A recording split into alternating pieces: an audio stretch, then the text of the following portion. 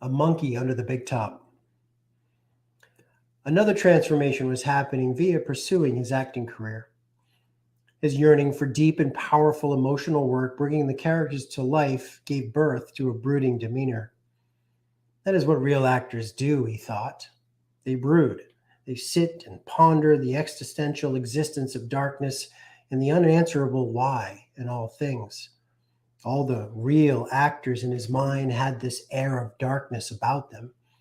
Not evil, but rather a formidable state of contemplation, as if they were always searching for something. Well, that was Jim, the searcher, especially alone for the first time in his life.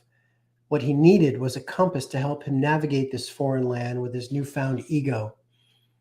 It arrived in the form of a couch, about 8 years removed from the comfort of Allie's gentle touch.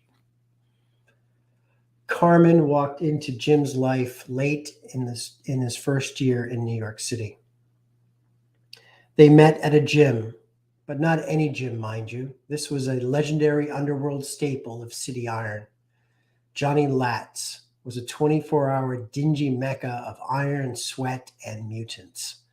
In the early morning, in the early morning, amidst, in the early morning, among the gym gorillas, there were two normal people training. She was a stunningly beautiful Puerto Rican princess in phenomenal shape with an artistic spark and an intelligence that gave her position among men in the corporate ladder of her business. She was the first sexy woman to ever glance his way. Ever. That invite off the chair onto the dance floor found the two of them moving into a midtown apartment together. Living with someone is a huge step for anyone, although in city life it was probably more common than in rural America. I have to say, walking home to the comfort of a partnership among a sea of loneliness that the Big Apple can be was a cherished gift. She became my rock, and although I did not have the bloody war wounds from a tennis match, I did have the mental anguish and internal voices of a struggling actor. For 9 months during the Schools of Fish run, she was there for me. During that brief interlude with the drooling slime ball, we laughed. And during some of the struggles she would share about her estranged father, we cried. The warrior in Jim had finally found his queen. If only life could be that simple. The brooding actor of New York City was no longer the curious boy wonder of Sidot Drive. Jim was feeling his first signs of being suffocated, not from his relationship, but from the current lack of momentum in his career or life for that matter. When the applause died, life seemed to stall. The dreaded M word appeared again, monotony, and it began to surge through him like it did at the thought of working in a monkey lab the rest of his life. He also needed to find some stable income to help pay the bills while Carmen was busy working.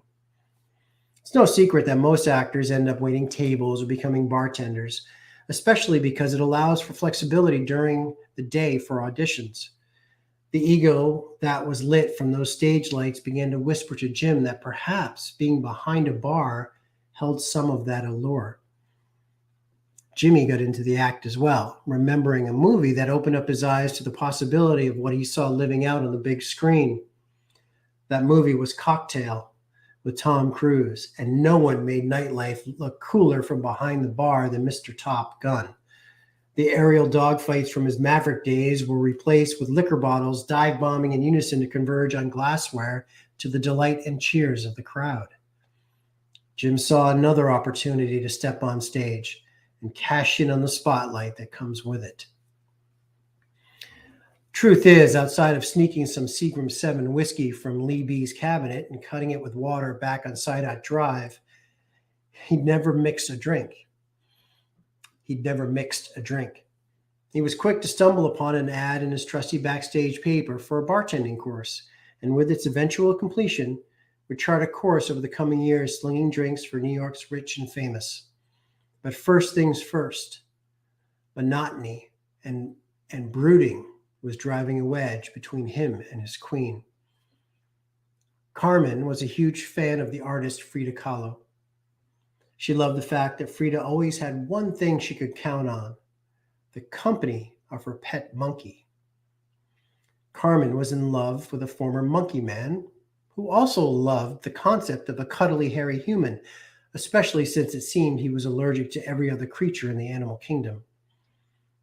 The two took a ride out to an exotic pet store in Long Island to spice up their relationship, and they came back with, you guessed it, a monkey. Yep, let the Ross from Friends analogies fly. Anthropology degree, New York City, and a monkey.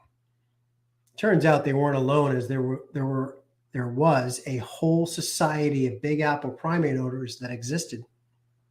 For now, it was Carmen, Jim, and Jimmy Fox together in Midtown. Jimmy Fox, named after Fox Mulder from the X-Files, was a baby squirrel monkey that would fit in the palm of their hands.